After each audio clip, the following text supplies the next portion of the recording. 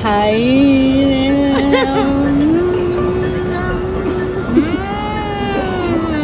Sir, thank you kasi nakilala ko kayong tatlo. Sayang, wala na sili. Ay, nako!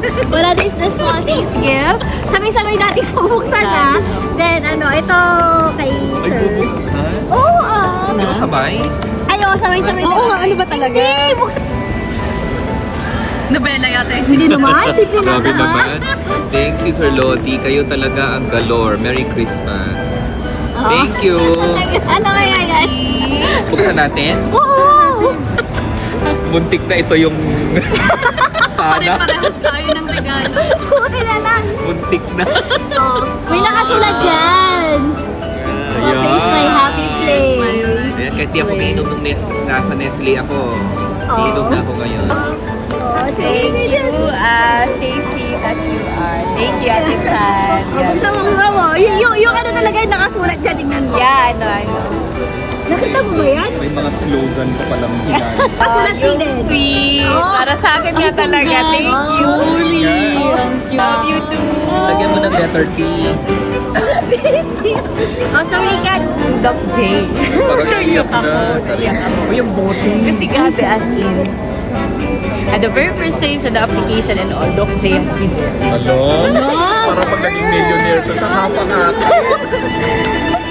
From the application, lahat. Kasi si Doc J talaga yung parang naging answered prayer ko with my application. And hanggang, may human diary, no?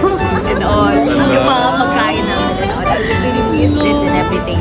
And sana yun nga, lahat maging successful tayo. Ma-achieve natin lahat ng mga goals natin. Tayo na lang. Tayo lang talaga ng nandito. mall. Thank you so much. I love you all. Ka talaga. Wala. Ay, wow! I like this.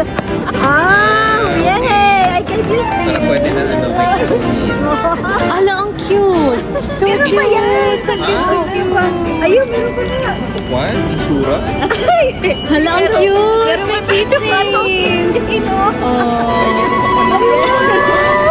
Kala ko sa loob ng baso. Wow! Wow! Yeah, Akala ko Ay, fine. kala. Uy, ang ganyan din sana bibili ko pinagpipilian. Nice. Thank you, Ria. At least magagamit ko sa ano. Tama yun, it's not easy to stay here. Minsan pagka wala kang kausap, especially the first few days, I feel like para siyang nasa ano ka, kuweba, yung hindi wala ka namang Isolated problema, ka, pero yung siguro yung habit mo dun sa Pilipinas na Filipinos are very sociable, di ba? True. So, parang hindi man ito tama. Ano ba yung decision ko? Siyempre naka-adjust na, especially pag may nakakausap ka na ibang tao. So parang ano lang, nag-transition tayo. Sobrang hirap ng transition. Yeah. I think wala naman tayo siguro problema, I mean, not much with psychologically, emotionally.